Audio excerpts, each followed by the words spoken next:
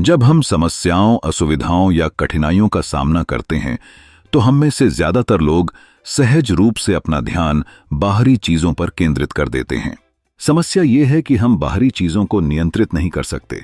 हम केवल अपने मन और अपने कार्यों को नियंत्रित कर सकते हैं। बाहरी चीजों के प्रति इच्छा, तृष्णा और कामना ही हमें दुख पहुंचाती है।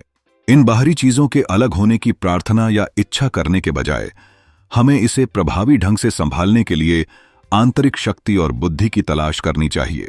यह इच्छा करने के बजाय कि मेरे पास इस स्वादिष्ट भोजन को और अधिक खाने के लिए पेट होता, या इस नाटक का एक और एपिसोड देखने के लिए समय होता, या उस अच्छी चीज को खरीदने के लिए पैसे होते, इसके बजाय मुझे अपने आप से पूछना चाहिए, मैं मन की शांति कैसे प्राप्त कर सकता हूं जो बाहरी और अस्थायी चीजों से अप्रभावित रहती है।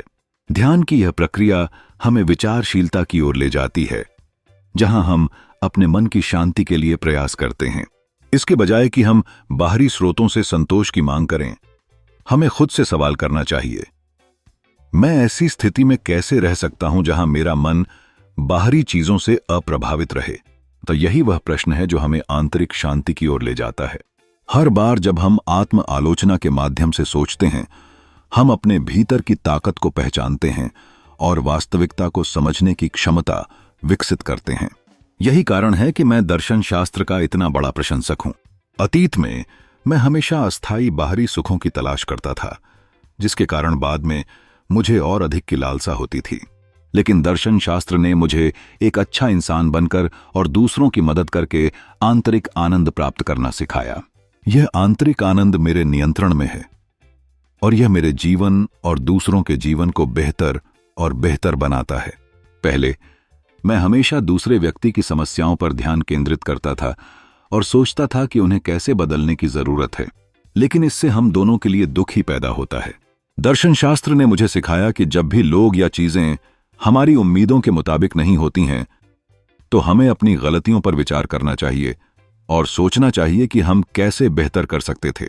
उदाहरण के लिए, मैं हमेशा परेशान हो जाता था जब लोग मुझे लापरवाह या नकारात्मक इरादे वाला समझ लेते थे, जबकि मैं वास्तव में विचारशील होने की कोशिश कर रहा था या मेरे इरादे सकारात्मक थे।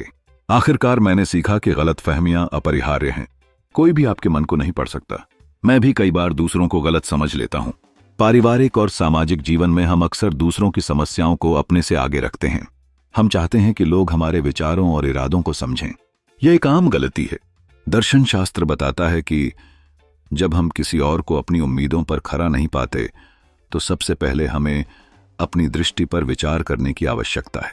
उदाहरण के लिए, यदि कोई हमें गलत समझता है, तो निश्चित रूप से वे इसे जानकर दुखी होते हैं। इससे आपसी संवाद कम हो जाता है। हम सब इंसान हैं और गलतफहमियां होना स्वाभाविक है। उसको सुधारने का एकमात्र तरीका संवाद है। हमें विनम्रता और धैर्य से स्थिति को स्पष्ट करना चाहिए। यही कुंजी है जो हमें दूसरे लोगों से अपेक्षाएं कम करने और अपनी स्थिति को मजबूत करने की अनुमति देती है। यही जीवन का वास्तविक पाठ है, जो दूसरों को बदलने के प्रयास में हम खुद को खो देते हैं। इसके बजाय हमें अपने कार्यों से प्रेरणा बनना चाहिए, ताकि वे हमारे सकारात्मक दृष्टिकोण को देख सकें।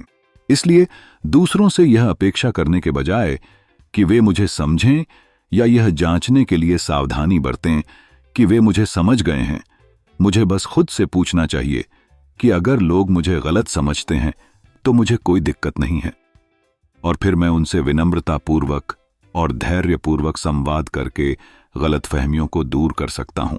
अगली बार मैं उसी गलती से बचने के लिए बेहतर संवाद करने की कोशिश करूंगा। कुछ अन्य लोग असभ्य, अपमानजनक, अविश्वसनीय आदि होते हैं, लेकिन यह उनकी स्थिति है। मुझे परेशान क्यों होना चाहिए? या इससे भी बदतर, एक मांग करने वाला तानाशाह बन जाना, उन्हें तुरंत अच्छा बनने का आदेश देना। जीवन में मुश्किल लोगों का सामना करना सामान्य है। दूसरों को बदलने की मांग करने के बजाय मुझे खुद से एक अच्छा प्रभाव और रोल मॉडल बनने के लिए कहना चाहिए, जो उन्हें लंबे समय तक बदलने के लिए प्रेरित कर सके। उदाहरणार्थ, मेरे पास एक नौकरी के लिए आगामी परीक्षा और साक्षात्कार है, जिसके लिए मैंने आवेदन किया था। ईमानदारी से कहूं तो मुझे नहीं लगता कि मेरे पास अभी भी अपने आगामी परीक्षा को पास करने की क्षमता है, जो 1 महीने से भी कम समय में है। इसके बावजूद मैं चिंतित महसूस नहीं करता, क्योंकि मैंने शुरू से ही अपनी मानसिकता को ठीक से तैयार किया था।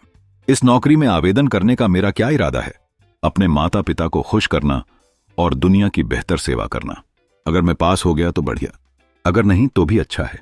मैं अपने माता पिता को खुश करने और इस दुनिया की सेवा करने के लिए अभी भी बहुत कुछ कर सकता हूं, और मेरे पास अगले साल फिर से आवेदन करने का धैर्य है। मैं अपने प्रयासों के आधार पर खुद का मूल्यांकन करूंगा, न कि परिणाम के आधार पर। पास न होने से सिर्फ मेरे अहंकार पर असर पड़ेगा, जो बाहरी प्रतिष्ठा से आनंद चाहता है।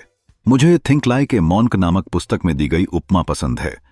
हमारे पास एक बंदर दिमाग अहंकार और एक भिक्षु दिमाग बुद्धिमान दिमाग है। जब हमारा अहंकार मजबूत होता है तो हमारी बुद्धि कमजोर होती है। दर्शन शास्त्र हमें अपने बुद्धिमान दिमाग को प्रशिक्षित करने में मदद करता है, फिर अहंकार स्वाभाविक रूप से कमजोर हो जाता है।